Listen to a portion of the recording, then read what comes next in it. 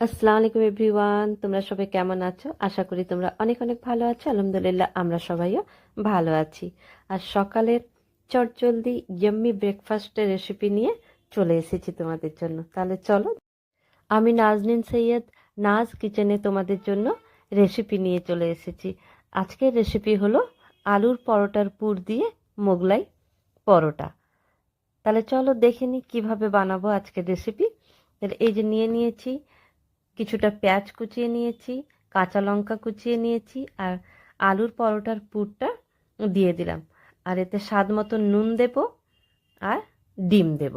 এটাকে ভালো করে মাখিয়ে নেব।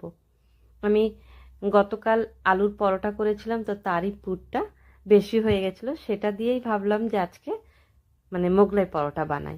তো সেটা দিয়েই আজকে মোগলাই পরোটাটা বানিয়ে নেব। আর এটা আমি হাত দিয়েই মাখছি। আমার মনে হলো যে হাত দিয়ে না মাখলে এটা পুরো মাখানোটা খুব ভালো করে মাখানো যাবে না, তাই আমি হাত দিয়েই মাখছি। তোমরা যদি চাও তোমরা চামচ দিয়ে মাখাতে পারো। তো আমার মনে হয়েছে এটাকে হাত দিয়ে মাখলে খুব সুন্দরভাবে মাখানো যাবে। এই যে মাখিয়ে নিয়েছি।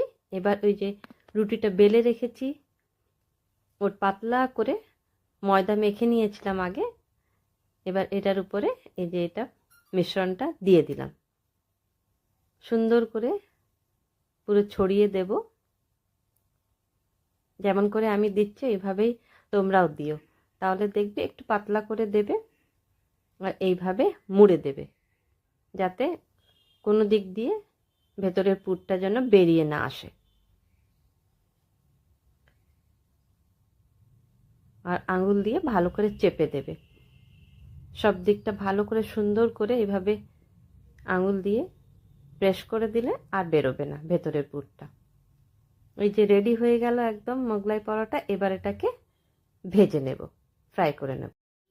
তেল গরম হয়ে যেতেই আমি যে পরোটাটা বানিয়ে রেখেছিলাম সেটা ফ্রাই করার জন্য দিয়ে দিলাম প্যানে। এবার এটাকে মিডিয়াম টু লো ফ্লেমে ফ্রাই করে নিতে হবে। এই যে প্রায় ফ্রাই হয়ে এসছে, এবার নামিয়ে নেব। তাহলে আলুর পুর দিয়ে আমরা কত ধরনের বিভিন্ন বিভিন্ন রেসিপি বানাতে পারি, তাই না? এই যে এবার এটাকে নামিয়ে নেব। আলুর পুর দিয়ে মোগলাই পরোটা ফ্রাই হয়ে যেতেই আমি প্লেটে বার করে নিয়েছিলাম, তারপরে ছুরি দিয়ে 4 টুকরো কেটে নিয়েছিলাম।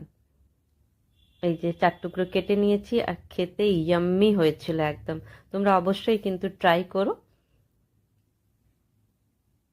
এইভাবে আলু দিয়ে মোগলাই পরোটা।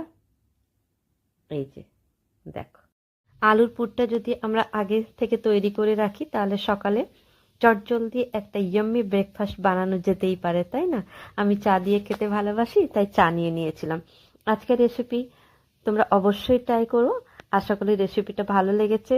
আর ভালো লাগলে লাইক, শেয়ার, কমেন্টস আর পাশে থাকতে ভুলো না কিন্তু বন্ধুরা।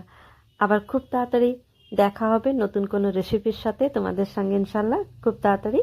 তাহলে ততক্ষণ তোমরা সবাই খুব খুব ভালো থেকো আর সবাইকে ভালো রেখো। টাটা, আল্লাহ হাফিজ।